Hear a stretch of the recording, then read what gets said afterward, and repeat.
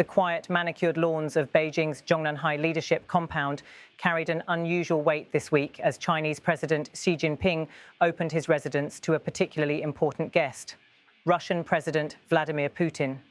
The encounter, staged ahead of a massive military parade scheduled for Wednesday in the Chinese capital, was not only about ceremonial friendship, but also about signaling the durability of a partnership reshaping the global order. Cameras captured the scene early in the morning, Putin walking shoulder to shoulder with Xi, framed by the stately architecture of Beijing's power center. The two leaders moved at a measured pace, side by side, speaking in low tones as aides trailed at a respectful distance. This was not their first meeting of the year, but the setting, Xi's personal residence rather than a state reception hall, gave it an air of intimacy and significance. For both leaders, appearances matter. Xi has long cultivated the image of a host who extends personal warmth only to those he regards as true equals. Putin, in turn, has sought to show Russians and the world that Moscow is not isolated, even under heavy Western sanctions. Their walk together was more than a diplomatic photo opportunity. It was a message to allies and adversaries alike. In Chinese political culture, being welcomed at the leader's private residence carries symbolic weight. It implies trust, camaraderie, and a relationship that extends beyond formal protocol. Xi's choice to host Putin at his residence, rather than the Great Hall of the People, suggested a gesture of personal respect and an affirmation of enduring ties. Observers noted the choreography, a slow tracking shot of the two leaders strolling side by side, Putin slightly inclined towards Xi, Xi speaking with his hands clasped behind his back in his signature style. The message was clear. China and Russia are walking forward together, deliberately and strategically. In past meetings, Putin has repeatedly emphasized that relations between Moscow and Beijing are stronger than at any time in history. Just last year, in front of international media, he described the partnership as being at an unprecedentedly high level. Xi has echoed that sentiment, framing the relationship as one of mutual trust and mutual benefit, not simply tactical convenience. The meeting in Beijing underscored that narrative.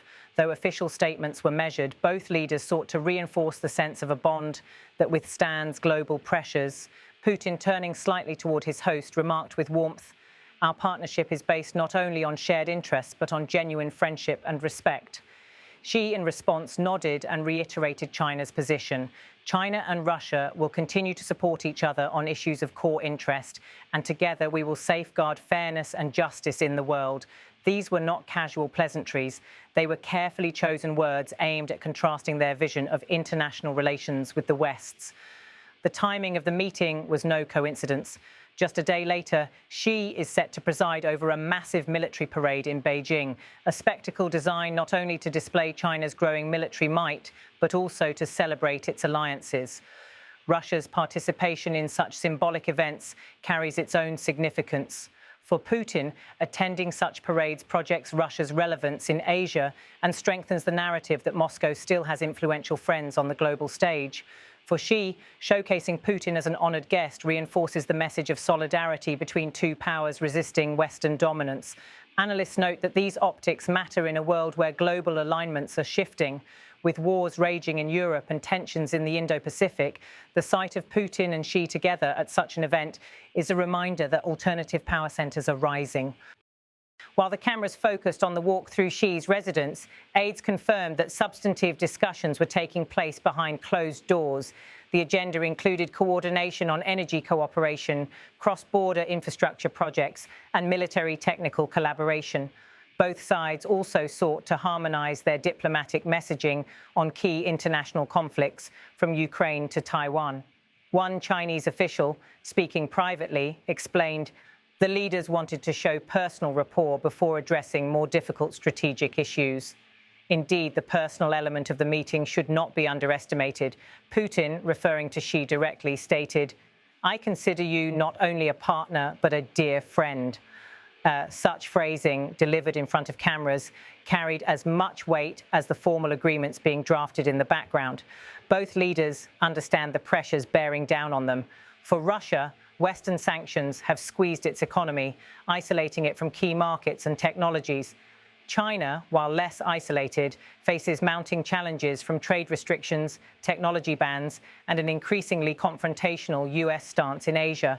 Their alignment, therefore, is as much about survival as it is about strategy. In recent months, Russia has deepened its energy exports to China, while China has offered Moscow technological and financial channels to ease sanctions pressure. Xi articulated this clearly. We believe our cooperation will bring stability to both our nations and contribute positively to global peace. Putin, leaning into the theme, added, "No pressure from outside can break the friendship between Russia and China." These lines, highlighted by state broadcasters, were not improvised, but part of a broader narrative both governments want to communicate. Western analysts interpret the optics of the meeting differently. To them, Xi's hosting of Putin just before a major military parade signals defiance toward the US and its allies. It suggests that despite efforts to isolate Moscow, Russia retains powerful partners willing to embrace it publicly. For countries in the global south, however, the message is more nuanced. Many see the Beijing-Moscow axis as an alternative to Western dominance, not without its own risks, but potentially offering more space for smaller states to maneuver. This was not the first time Beijing has hosted foreign leaders before military parades. In 2015, Xi invited numerous heads of state to mark the 70th anniversary of the end of World War II, where Russian and Chinese troops marched side by side. That event, too, was designed to showcase unity against what they framed as Western attempts to rewrite history. Today, 10 years later, the symbolism is sharper. With the war in Ukraine grinding on and US-China competition intensifying, the personal rapport between Xi and Putin serves as both reassurance to their domestic audiences and a challenge to the West. As their meeting concluded, Xi and Putin lingered at the doorway of the residence. The handshake was firm, their smiles deliberate, their body language suggesting confidence. Both leaders knew the images would be replayed across television screens from Moscow to Washington. The final words of the day, however, carried the strongest resonance. Xi said directly, "China and Russia will continue to stand together, shoulder to shoulder, in building a multipolar world." Putin, not missing the moment, responded, "Our friendship will endure, no matter the challenges ahead." The Beijing meeting, though brief in visible gestures, was loaded with meaning. It represented more than a walk through a residence or a friendly handshake.